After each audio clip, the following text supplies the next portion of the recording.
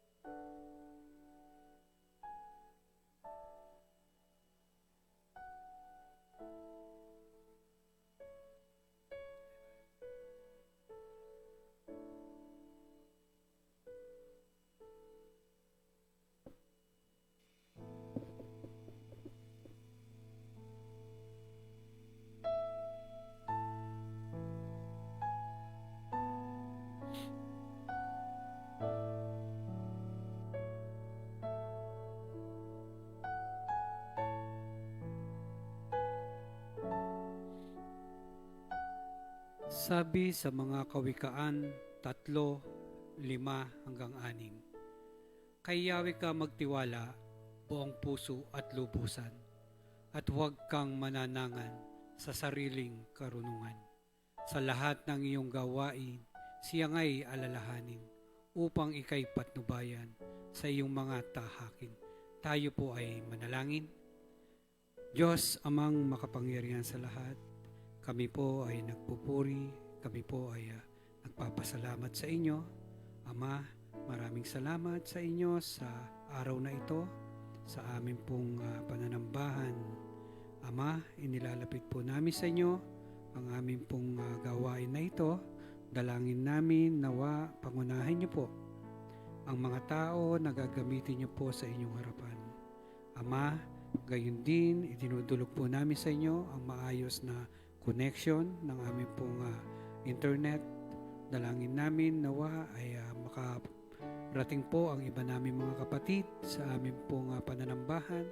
Gayon din ang mga kapatid namin na nasa malayong lugar, sila po ay maka-attend ng aming pong midweek.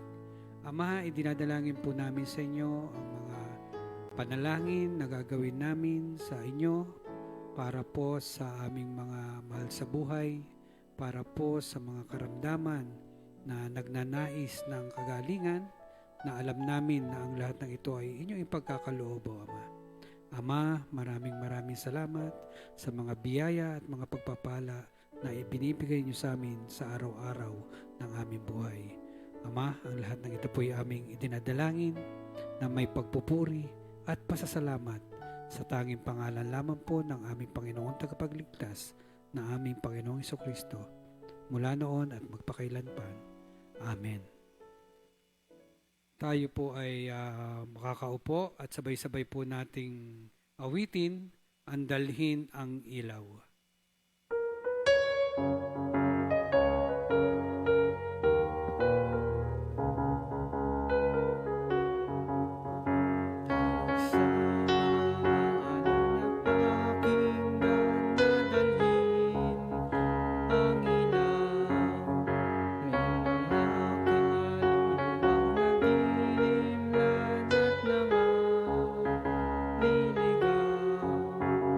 Ang ilaw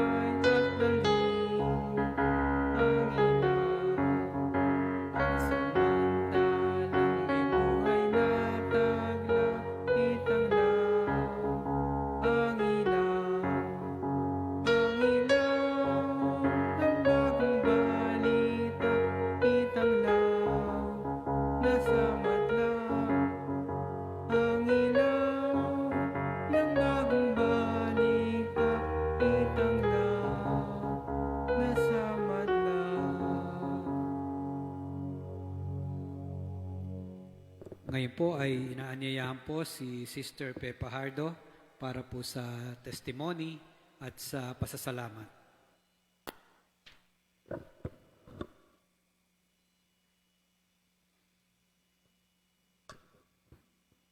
Sa magandang gabi po sa ating lahat.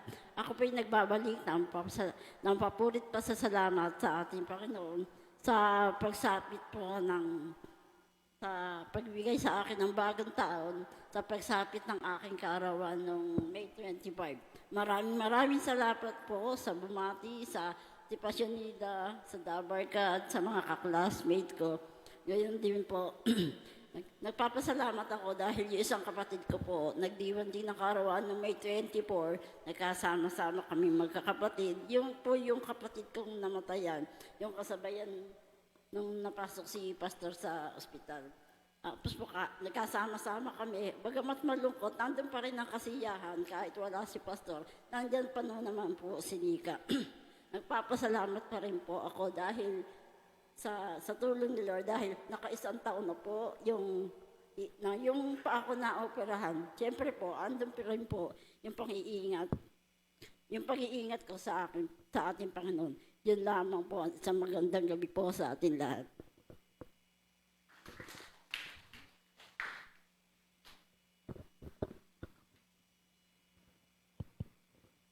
Ayan, magandang gabi po sa ating lahat. Tayo po tayong lahat. Ayan. Nagulat kayo, nandito ako. Praise God. So, ready na ba tayong umawit at magsayaw para sa ating Panginoon? Ayan. Tanungin mo yung katabi mo, masaya ka ba ngayong gabi? Ayan, dapat masaya. Okay. Amen. Tayo pong lahat ay umawit at sumayaw para sa ating Panginoon. Hallelujah! Woo!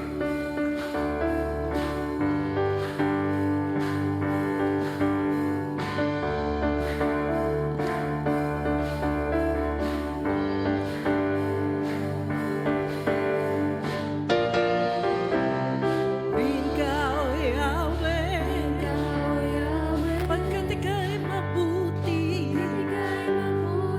ang iyong pag-ibig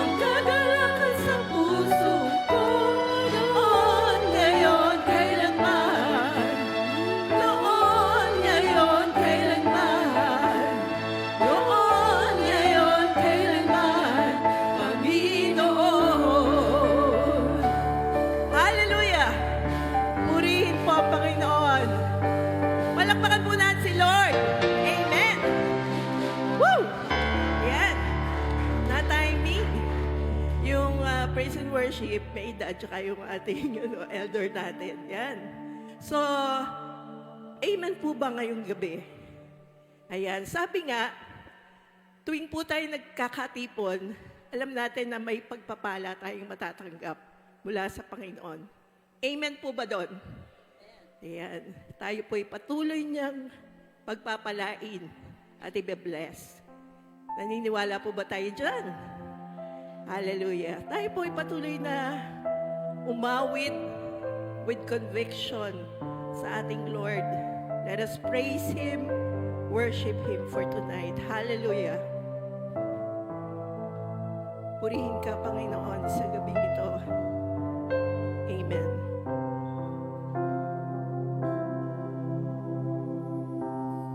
Kung sa ngalan mo kami magsama-sama,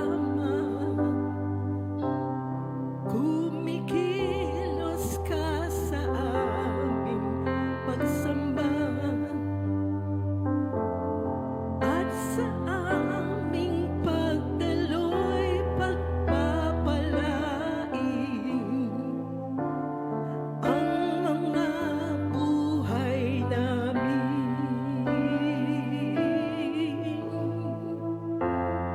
Ang mga buhay namin. Tayo pong lahat. Sabay-sabay po.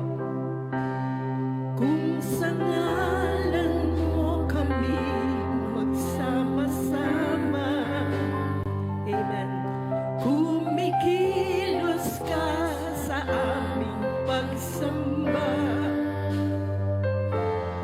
at sa aming pagdaloy pagpapalain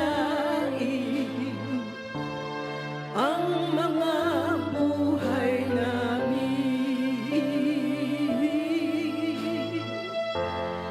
Ang mga buhay namin. Pag-ibig mo ay hindi nagmamaling.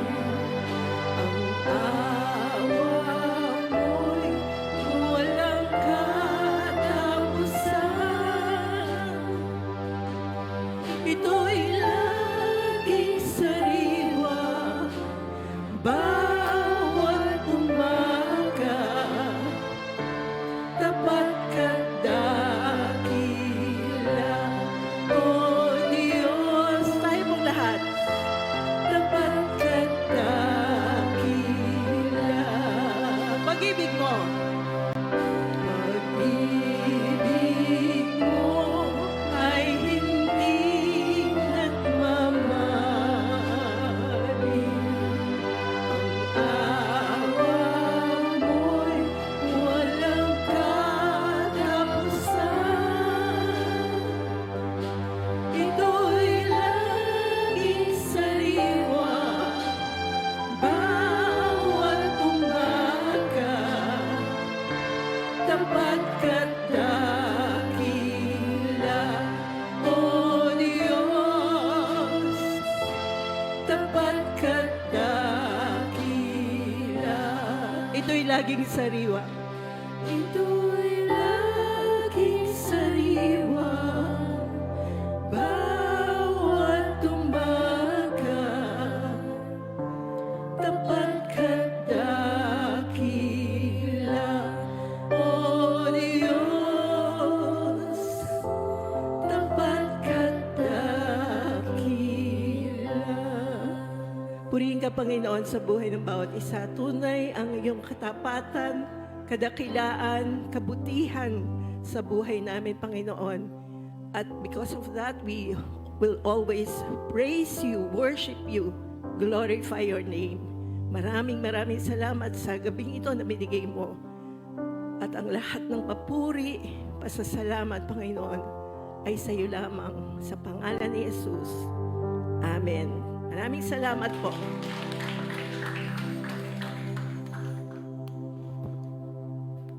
Ngayon naman po ay handa na po natin ang ating mga puso at isipan para po sa pakikinig ng mensahe na ipagkakaloob po sa atin ng isa sa ating mga elder na si kapatid Pearl Katahan.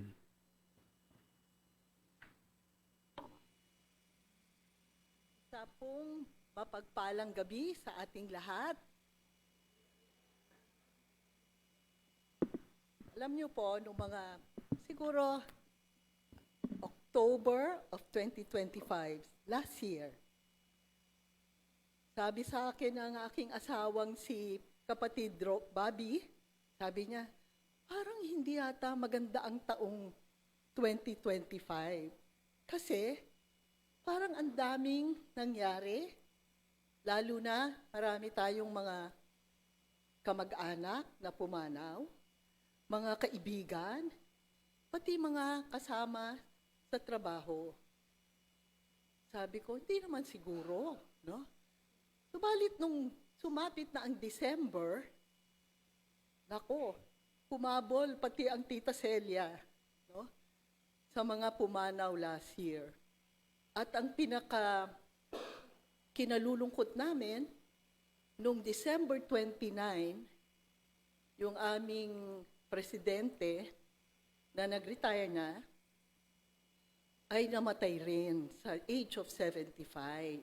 No? So sabi ng kapatid na Bobby, tingnan mo, napakalungkot ng 2025. Sabi ko, nung tumungtong na tayo sa 2026, sabi ko, pag-pray natin na yung 2026 ay magiging better than 2025. Subalit, hindi naman kaila sa ating lahat, for the first 5 months of 2026, ang dami ring nangyaring mga kapighatian, marami ring nangyaring mga hindi magagandang bagay. Kasi mula pa lang ng 2026, lahat tayo nabigla. Dahil alam lang natin, ang ating mahal na Pastor Air ay magpapa-opera lang sa prostate. At alam naman nating lahat kung ano ang nangyari, no? Sa kanya, na bagamat nakalabas na siya ng ospital, ay hindi pa rin siya totally healed, no? Number 2, nung mga first week of March, yung buo naming sambahayan ay nakaranas ng isang napakalungkot na karanasan, no?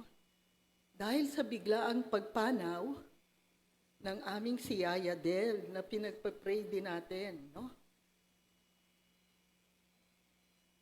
Na si Yaya Del nakasama namin ng 35 years.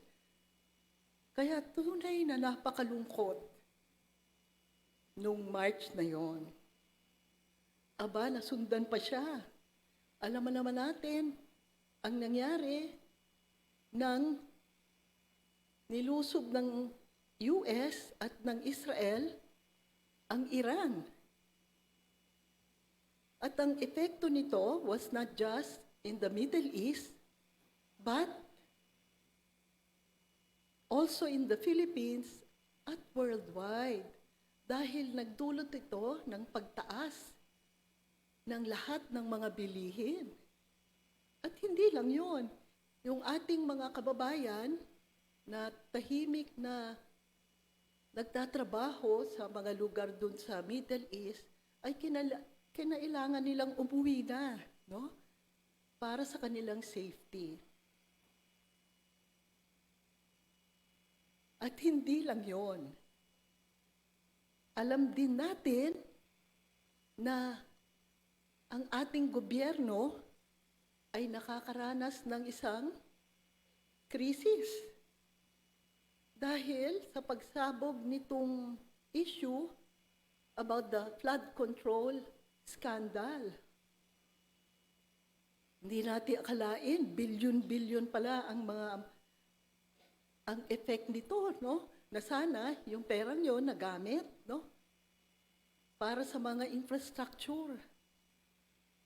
Subalit, napunta lang sa mga bulsa ng iilang tao.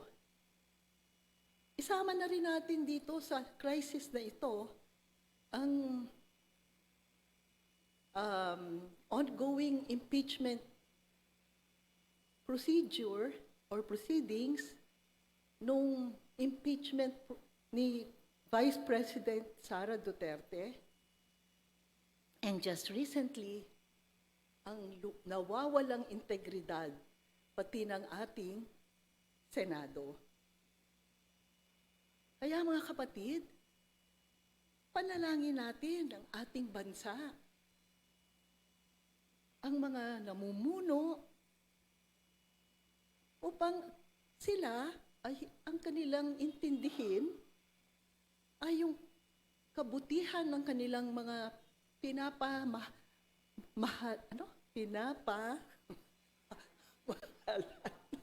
at hindi yung kanilang personal interest. Subalit tayong mga mamamayan, dapat rin naman, meron din tayong responsibility.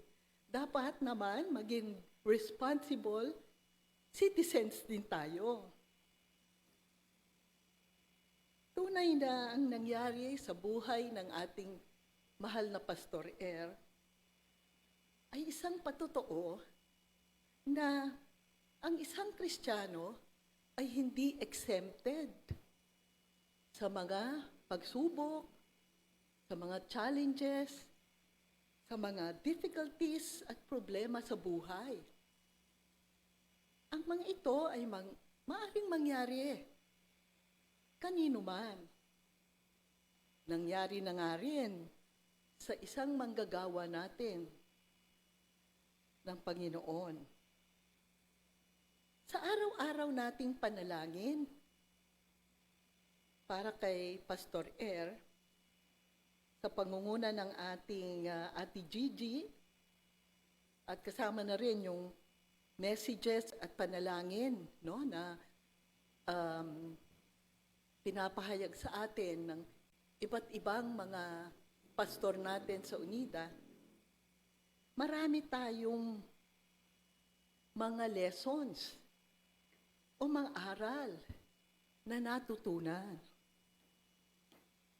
Actually, ongoing. Legit, 3 months na ba? February pa no? February, March, April, May, no?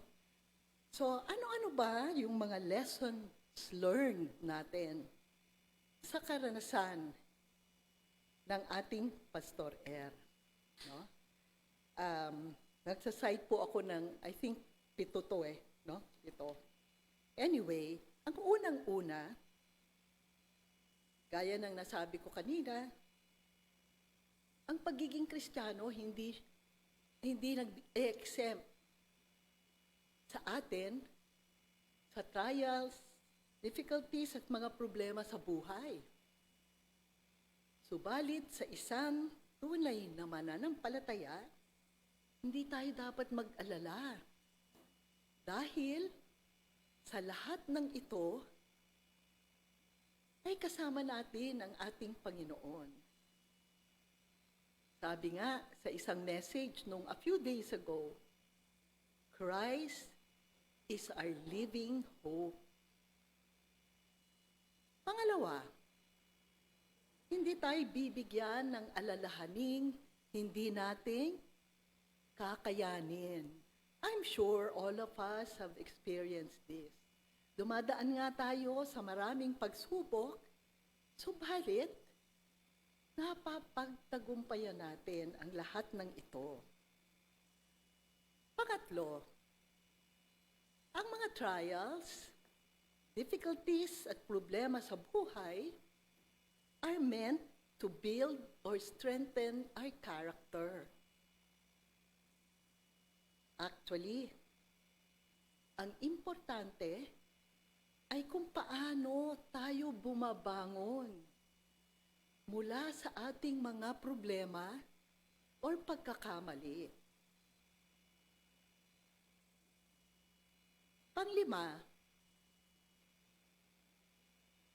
Pang-apat, sa gitna ng mga trials, difficulties, and problems, mga pagsubok sa buhay natin, ay hindi natin matatawaran ang power of prayer. Kaya nga sa gabi-gabi nating pagpe-pray sa ating mahal na pastor, nakita natin kung paano gumalaw ang kamay ng ating Panginoon. Kung paano kahit unti-unti ay nagkaroon siya ng kagalingan. At eventually ay na-discharge na rin siya sa ospital. Of course, hindi pa tapos ang kanyang journey, kaya patuloy natin siyang ipapag-pray. Panglima, our Lord only wants the best for us. Alam natin, ang Panginoon ay may plano sa bawat isa sa atin. And I know it's the best for each and every one of us. Pang-anim, we just have to continue to trust and obey. Sa gitna ng mga pagsubok, huwag tayong bibigay. Kapit lang. At gaya ng sinasabi sa Romans chapter 8, verse 39, I'm sure lahat kayo o marami sa inyo ay favorite verse ito. Nothing can separate us from the love of God. Walang makapaghihiwalay sa atin sa pag-ibig ng Diyos. Pag-ibig na pinadama niya sa atin sa pamamagitan ni Kristo Jesus, na ating Panginoon na namatay para sa ating mga kasalanan, upang tayo ay magkaroon ng buhay na walang hanggan sa piling niya. At panghuli, pangpito, sa lahat ng pangyayari sa ating buhay, maganda man o hindi, blessings man o hindi, tayo ay maging mapagpasalamat. Tunay na marami sa atin o lahat tayo nakakatanggap tayo ng blessings. Bagamat most of the time we don't feel karapat-dapat. No? Subalit meron tayong mapagmahal na Ama sa langit. Kaya sa lahat ng pagkakataon, let us have a grateful heart. Sinasabi ng mga dalubhasa sa mental health na ang pinakamasakit ng pangyayari na mangyayari sa buhay ng bawat isa sa atin ay yun daw mamatayan tayo ng kapamilya. No? Sinasabi nga yung the worst is death of a spouse, no? Ng kabiyak. Sa buhay ko, naranasan ko na mamatayan ng magulang. No? Ang magulang ko ito, ang Daddy Trining at ang Mami Waning, actually, sila ang unang nagturo sa akin tungkol sa ating Diyos. Sila rin ang humubog sa aking kung who I am at this point in time, pati na yung umakay sa akin sa journey ko ng spiritual growth. Kaya na bang nung sila'y pumanaw, ay tunay na namang napakasakit sa aming buong pamilya. Subalit, alam namin that God only wants the best for us. Actually, nung sila'y pumanaw, parang 11 years apart, pareho naman silang may karamdaman. No? Kaya sabi namin, siguro sabi ni Lord, it's time na magpahinga na kayo. No? Bigyan na sila ng kapahingahan dun sa kanilang mga karamdaman. No? Ang daddy, namatay siya ng 75 years old, ang mommy, 81, pero we realize they already lived a full life. No?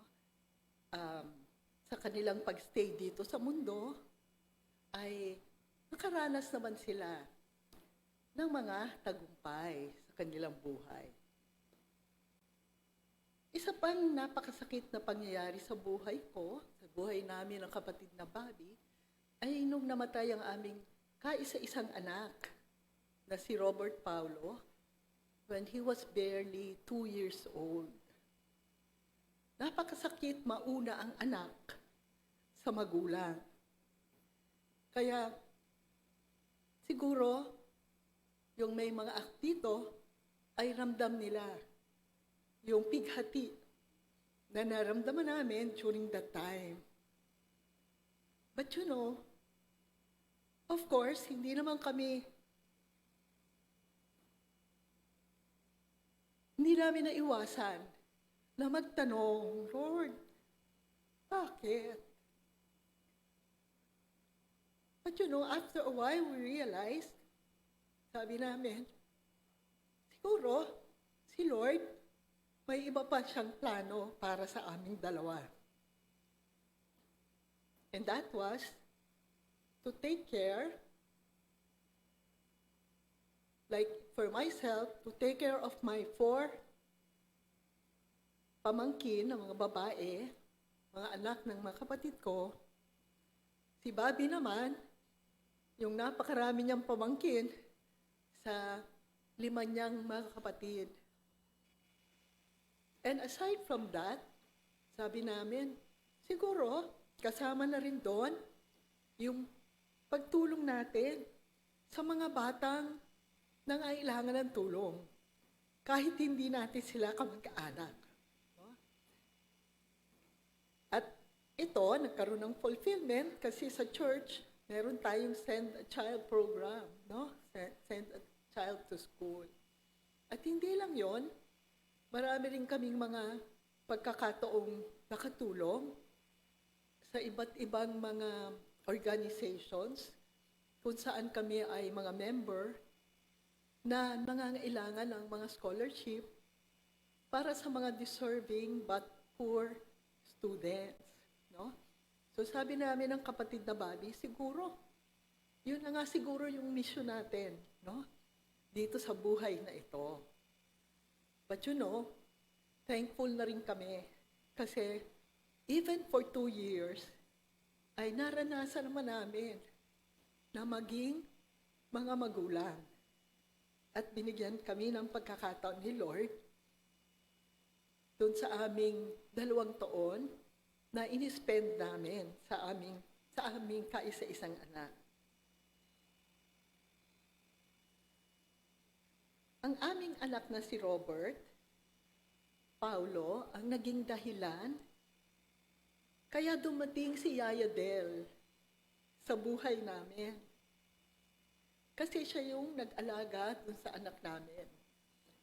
Nakita namin kung paano niya alagaan, no? Siguro na-meet nyo, marami sa inyo na-meet nyo na si Yaya Del. No? Si Yaya Del ang nag-alaga sa aming anak.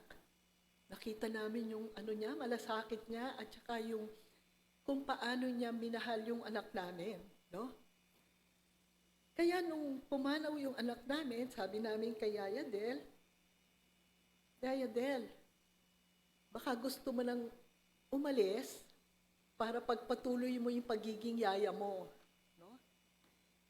So, alam niyo na kung anong nangyari. Kasi, sabi ni Yaya Del, hindi na po ako aalis, kayo na lang po yung aking paglilingkuran. Kaya nga, for the next 33 years, ay nakasama namin si Yaya Del. At sa loob ng panahong yon, hindi na namin siyang tinuring na iba. Para na rin namin siyang kamag-anak. Dahil hindi lang siya masipag, mabait pa siya, masayahin, at mapapagkatiwalaan. At napakalaking ginhawa na ang dinulot niya sa aming mag-asawa. Lalo na nung kami ay nagtatrabaho pa. Kasi siya lang naiiwan sa bahay. And she will take care of the house, no? Pag dumating kami, syempre meron na kami pagkain, no? Maayos ang aming bahay. Sa lahat ng pagkakataon, ay kasama ko si Yaya Del. Kaya nga nung siya'y pumanaw, sabi sa akin ng mga kakilala ko, sabi nila, Pearl, wala ka ng sidekick.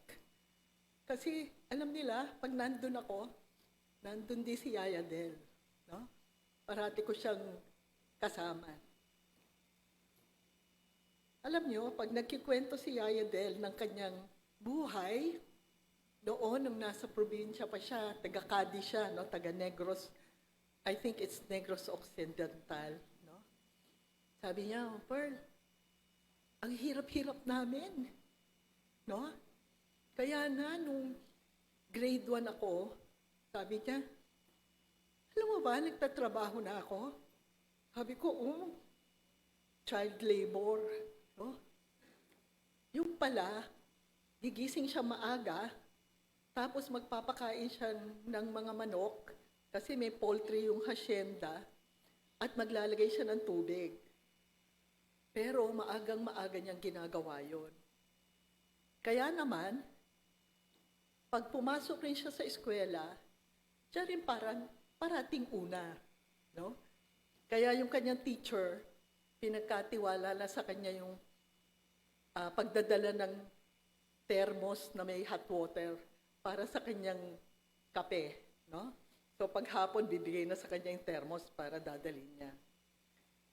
At dahil sa parati siyang maaga, tuwing end of the year, may award si Yaya Del. Hulaan nyo, anong award niya? Miss Punctual. Kasi, unang-una siya dumadating sa eskwelahan. No? Naalala ko, sabi ng tatay niya, naku naman, aakyat pa ako magbibihis pa ako. Aakyat pa ako sa stage. Miss Punctual ka lang. Ganon, no? But anyway, si Yaya Del, elementary lang natapos niya. No? When she was 12, nag-umpisa na siyang magyaya-yaya doon sa mga anak ng mga asendero, no? Doon sa lugar nila. And then after a few years, sabi nung panganay niyang kapatid, dito ka na lang sa akin sa Zamboanga, pag-aaralin kita ng high school. However, it never happened. Pinag-alaga lang si Yaya ng mga anak, mga pamangkin niya. No? So when she was 16, ay pumunta na siya sa Maynila. Nag-umpisa na siyang makibaka dito sa Maynila. No? But all the while, she was a yaya. Yaya lang talaga siya. No? Tapos, siguro when she was already 31 or 30 years old, she had to go home sa kanila kasi nagkasakit yung nanay niya. So, nag-alaga siya ng nanay niya, may kidney problem. Pero nung magma-March 1992,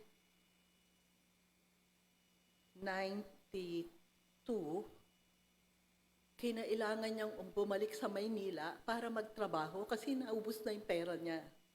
Sabi niya, Nay, babalik ako sa Maynila para kumita ako, magpapadala ako ng pera para sa pagpapagamot mo. No? So bumalik siya dun sa ahensya. No? Nagkataon, that was the exact day na ang kapatid na Lorna tumawag sa ahensya at nagtatanong, meron ba kayong yaya? At si Yaya kakadating lang niya. No? So, nung in-interview siya ni Lorna, sabi niya, alam mo, palagay ko itong kukunin kong Yaya is God-given. No? Kasi, pagtawag ko pa lang, meron available. Tapos, nung nakausap niya si Yaya, sabi niya, parang mabait naman. No? So, all the while, we were praying na, Lord, bigyan mo kami ng yaya na karapat-dapat.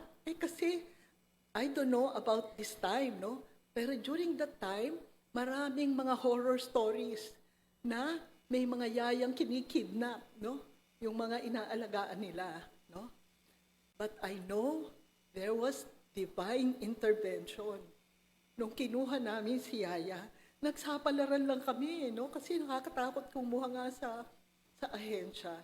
But you know, si Yaya turned out to be a real blessing, no? Not only for my son, but also for Bobby and I. No? Para magtagal siya ng 35 years sa amin, no? Yung mga kapatid ko, yung mga maid nila, no? They only last 20 na makaisang taon, no? 1 or 2 years, no? Pero si Yaya Del, she knew all of the maids, no? Na dumaan sa pamilya namin. Kasi siya lang naman yung long playing, no? Siya lang yung tumigil, no? So, you know, si Yaya has a lot of good traits, no? Ano siya eh? Mabait, mapapagkatiwalaan. Alam niyo, si Yaya is very generous. Bagamat siya'y isang kasambahay lang, no? She is very generous with her relatives, no? Sa probinsya. Pag may kailangan, kumisa nagrereklamo yan, no? Pero, eventually, tutulong pa rin yan, no? At saka, ewan ko ba, meron siyang karisma na siya yung nilalapitan ng mga taong grasa, tsaka mga pulubi sa kalye, no? At namamalimos ng pagkain, no? Si Yaya, ewan ko, siguro yung personality niya is, maganda, no? Approachable. Kaya, parating, kasi siya, sabi niya, Pearl, ano naman ako, blessed naman ako, no? So, kung kaya ko rin lang, magbibigay ako, no? So, ganun po si Yaya Del, no? Nakikita niyo na siya noon, pag nagdi-distribute kami ng Christmas gift, di ba? Pagka Easter, no? Kasama ko siya dito, no? In fact, nung naging online na tayo, no? Starting nung COVID, nagkaroon na tayo ng online prayer ministry, Bible study family, Sunday school, no? Pag po tayo naka-online, si Yaya na sa tabi ko, no? Ayaw lang niya magpa-picture. Pero nakikinig po siya sa ating mga pinag-aaralan, no? So, si Yaya, through the years, nakadevelop siya ng attachment sa aming buong pamilya, no? Hindi lang sa amin ni Bobby, kundi pati yung mga pamangkin namin, no? Si Christian, si Mara, si Micah, si Phoebe, no? One time or another, ay nakakasama siya nitong mga batang ito, lalo na kung hahatid sa kanilang mga preschool, no? Kasi nung malaki na sila, wala silang yaya, no? Si Yaya Del na lang yung natira, no? Sa aming bahay, no? You know, yung pagpanaw ni Yaya Del ay tunay naging napakabilis. Hindi namin akalain nung na-confine siya ng February 28, kasi kung natatandaan nyo, for those who are attending itong midweek service natin, pati sa prayer ministry, pinagpa-pray natin siya parate, no? Na magkaroon siya ng kagalingan doon sa kanyang cancer. So, no-confine lang siya kasi baksak yung kanyang hemoglobin. So, kailangan lang siya kargahan ng dugo, no? But we didn't realize na yun na pala yung tuloy-tuloy niyang pagpanaw, no? In fact, kasama namin ang kapatid na Lorna at ang kapatid na Bebet. On her last 2 nights, nabuhay siya. No? So, nung kumalat na yung cancer sa kanyang lungs at nahihirapan na siyang huminga, tinapat na ako ng mga doktor niya. Sabi niya, she's not going to live long. No? And napapirma pa nga siya ng pag dumating na yung panahon, na hirap na talaga siyang huminga, na-i-intubate siya, sabi niya, ayoko na po. So, no intubation and no resuscitation. No? Ang hindi ko makakalimutan ay nung kinakausap na siya, nung nirefer na kasi namin siya sa palliative care. Sila po yung nag-aasikaso para yung pagpanaw ng isang terminally ill na patient ay magiging maginhawa. No? So, nung nirefer na namin siya sa palliative care, tinanong siya nung doktor. Sabi niya, Yaya, alam mo ba kung ano nang mangyayari sa'yo? Sabi niya, opo, lahat naman po tayo, doon tayo pupunta. Tapos, narinig namin, sabi niya, alam niyo po, ako po, thankful po ako kay Lord. Kasi, binigyan pa niya ako ng 6 na taon para mabuhay. Si Yaya Del was diagnosed with cancer in July of 2019. At pumanaw siya in 2026. No?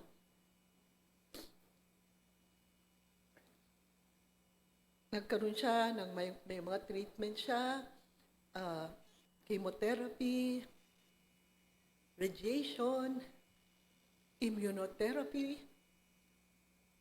Lumalakas siya after the treatment, pero itong huli, siguro dahil kalat na ang kanyang cancer, ay na-realize na rin siguro niya that she was not going to live long. Pero mo, nasabi pa niya na thankful siya kay Lord dahil binigyan pa siya ng 6 years. Nung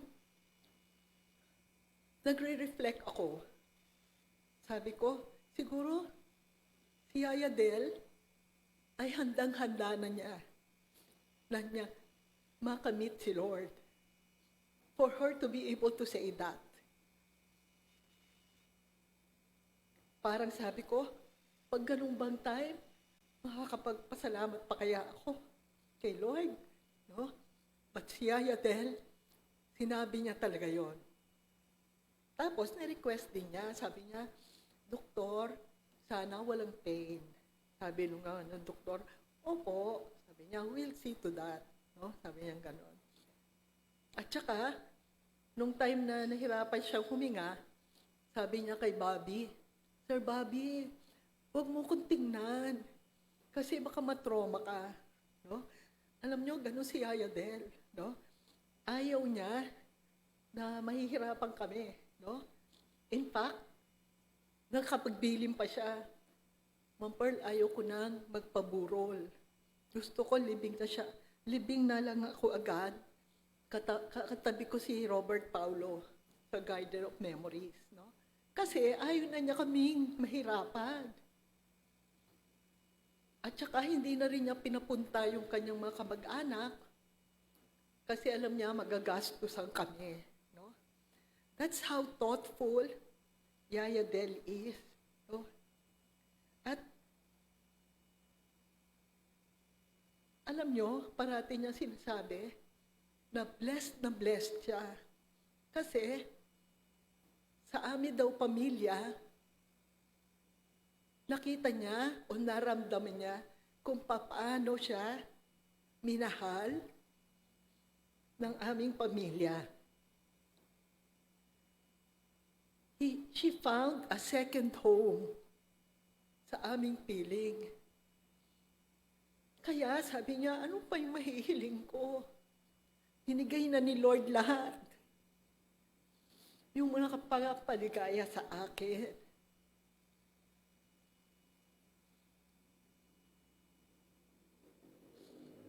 Nung pumanaw si Yaya Del, hindi napigilan ni kapatid ni Bobby na magtanong. Sabi niya, bakit naman si Yaya kinuha agad? Marami pa naman tayong plano para sa kanya. Plano namin siyang isama pa sa mga iba pa naming travels abroad. Dahil nga sa kanyang pagiging faithful sa amin, kukuha na rin nga ako ng makakatulong niya kasi 67 years old na siya para hindi na siya masyadong mahirapan. Pero sabi ko sa kapatid na Bobby, sabi ko, siguro sabi ni Lord, oh my good and faithful servant, halika na. Isasama na kita. Tama na yung 60 taon na nagtrabaho ka. Bibigyan na kita ng kapahingahan. So sabi ko, Bob, nasa mabuting kalagayan na si Yaya Del. Masaya na siya doon kasi wala na siyang pain doon sa kanyang sakit. At kasama na niya si Lord. Pero alam ko, malungkot si Yaya Del. Alam niyo bang bakit? Kasi iniintindi niya pa rin kami. Siguro sabi niya sa langit, paano kaya yung 2 iniwang ko doon? Are they able to manage? Kasi alam na alam ni Yaya Del, di naman ako marunong magluto.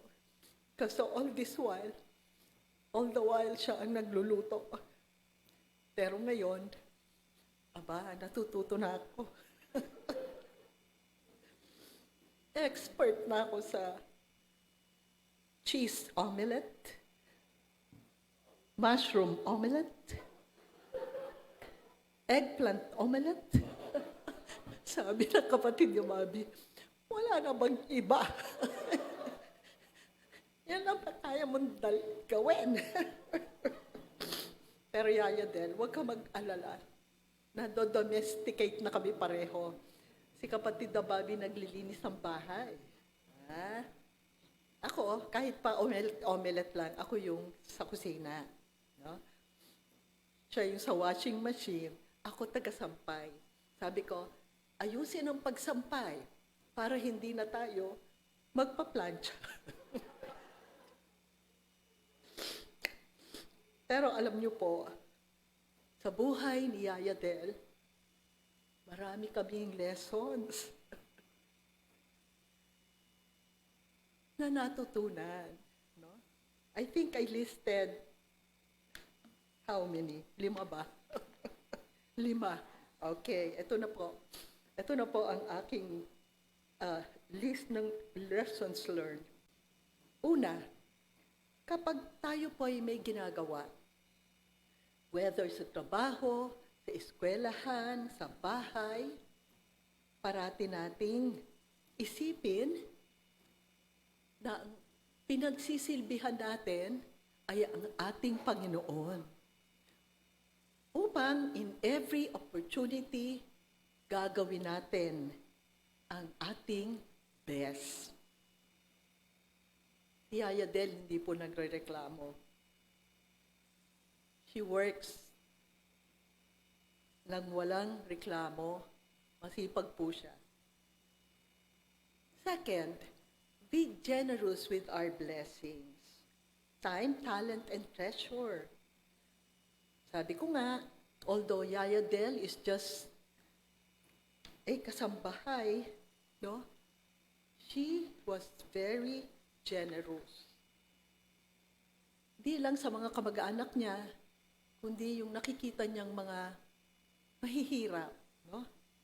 She's a friend of all the security guards, mga janitors, mga workers sa kondo kung saan kami nakatira.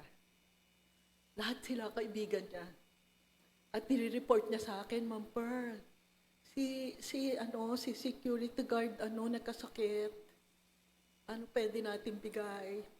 Yung janitress natin, namatayan ng magulang, nagbigay tayo. No? Siya yung parating nag-iisip, no? Kung anong mga maibibigay namin. No?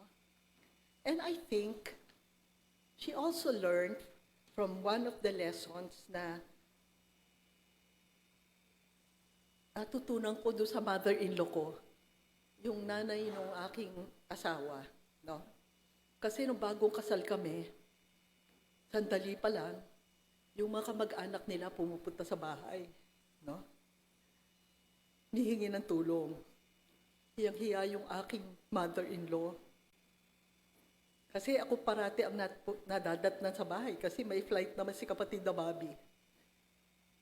Sabi niya, alam mo, kung kaya mo rin lang, tumulong ka. Kasi, buti ikaw ang nagbibigay at hindi ikaw ang humihingi. Napakahirap, no? Pag ikaw ang mangangailangan, no?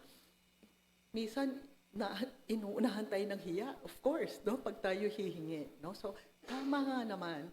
So, I think, si Yaya Del learned from that as well. Number 3, always practice forgiveness.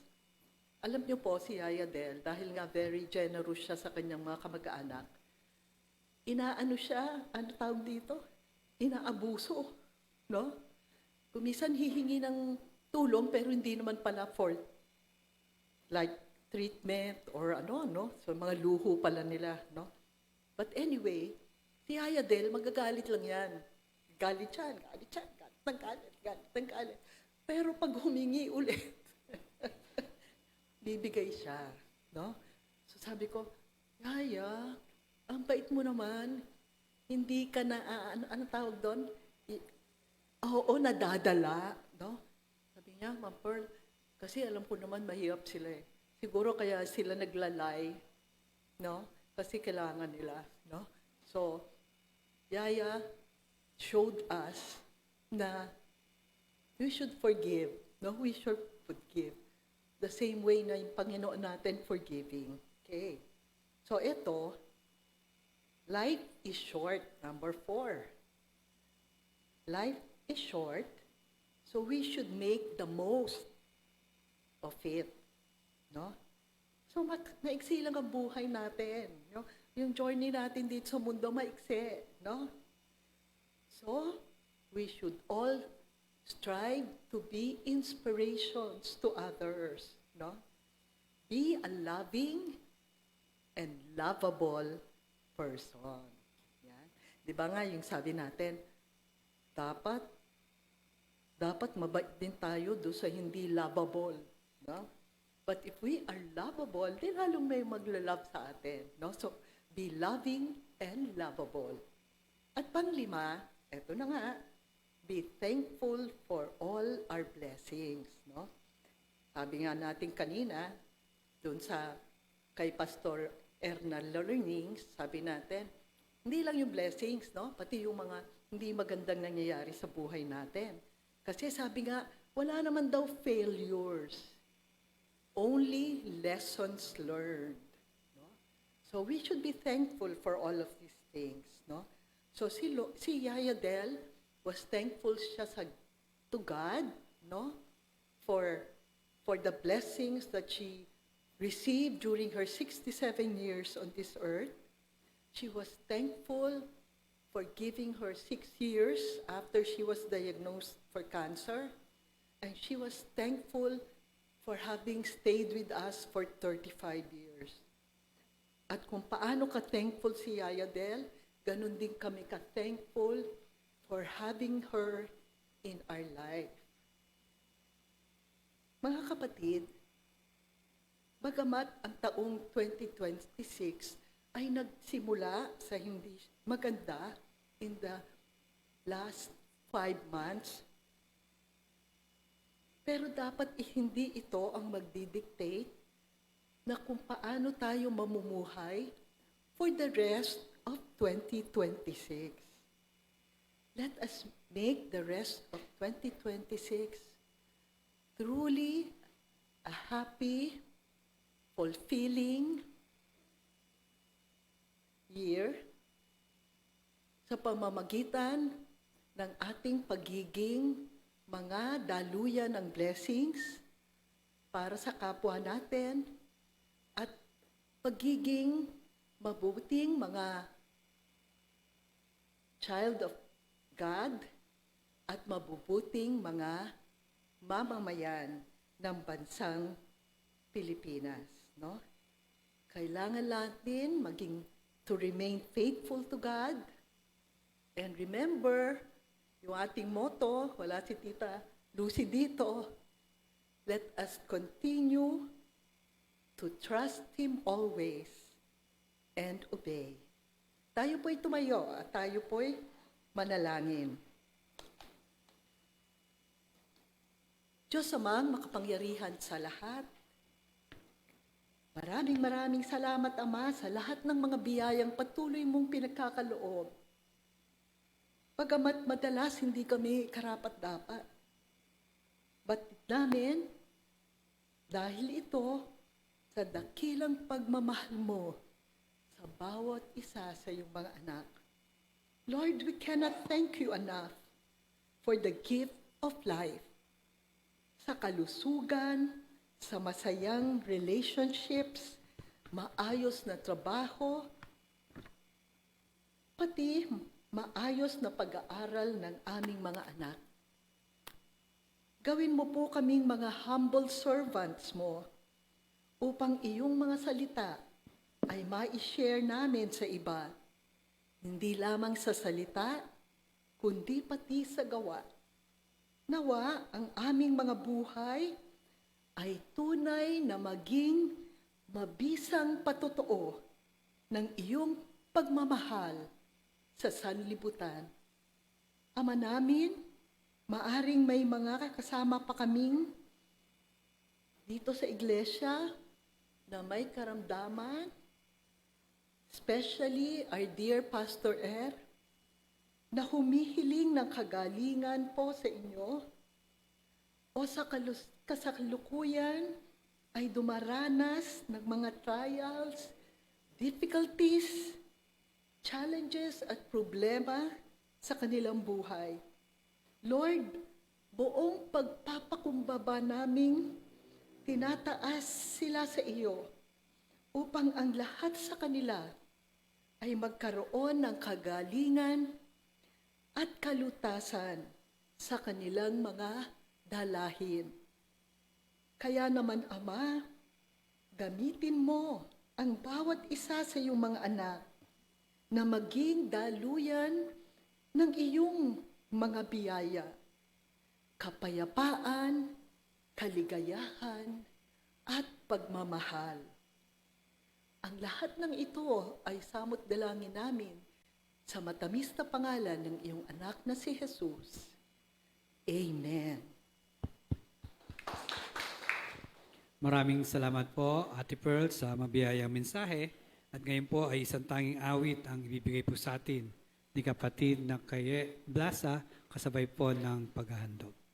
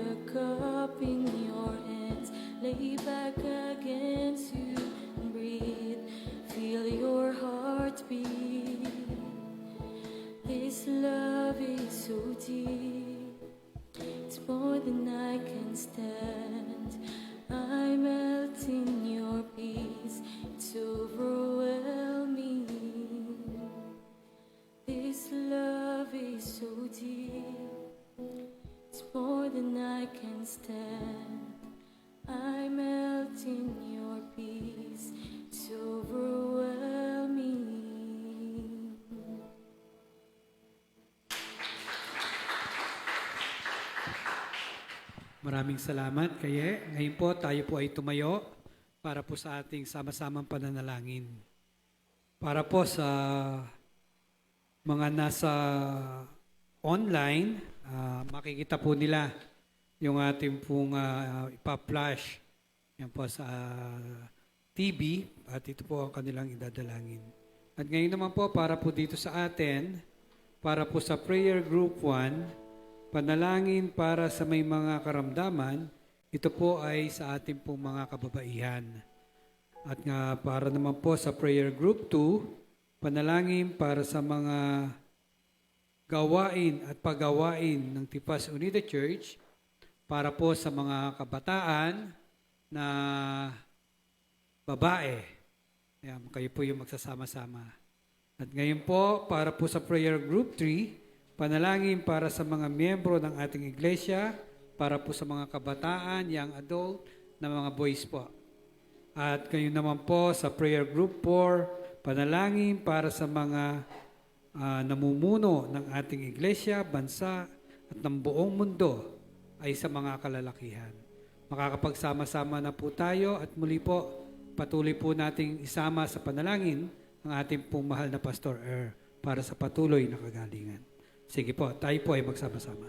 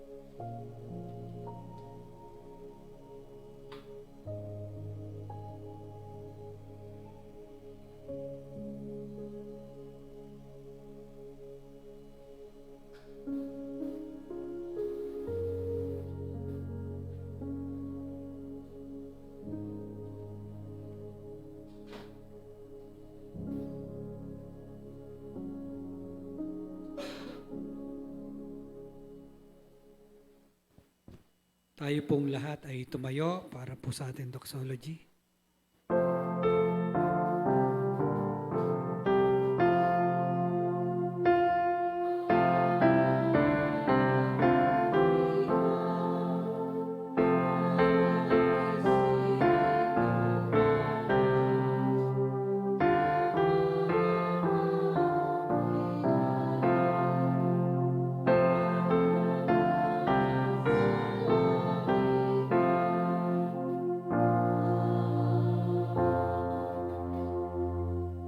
Tayo po ay manalangin. Panginoon namin Diyos, maraming salamat sa inyo, Ama, sa amin pong gawain na inialay at sa pangunguna ng aming tagapagsalita. Salamat sa mga aral, mga katuruan na inyong ibinahagi sa amin, O Ama. Ama, idinadalangin namin sa aming pag-iwahiwalay, kayo ang siyang pumatnubay, kayo ang siyang mag-ingat sa aming pag-uwi, sa aming mga tahanan. Ama, maraming salamat sa pagpapatuloy na patnubay at pangangalaga at pagbe-bless niyo po sa lahat ng aming mga pangangailangan. Ama, para po sa aming basbas, sa iisang Diyos na ating tagapagligtas, sa pamamagitan ni Jesucristo na ating Panginoon, ay sumakanya nawa ang kaluwalhatian, ang karangalan, ang paghahari at ang kapangyarihan sa kauna-unahang panahon at hanggang ngayon at magpakailanman siya nawa.